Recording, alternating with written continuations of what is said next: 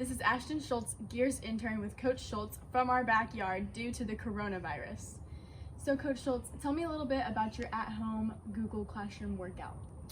Well, we got together, myself and some of the coaching staff and figured that we wanted to get something out as quick as possible to all of our athletes on all levels, junior high boys and girls and high school boys and girls, and just give them something that they can follow in the time that we're in right now and kind of that we're stuck at home.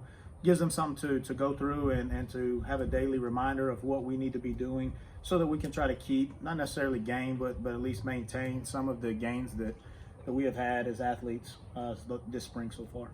So what are your future plans for the workout since now we're going to be out till April 10th? We're going to adjust every week. Myself and the girls and boys coordinators on both sides are going to get on a Zoom or a Google Classroom and update our workouts on every Thursday. So starting tomorrow, we'll prepare for next week's workout. So we'll be updating those weekly.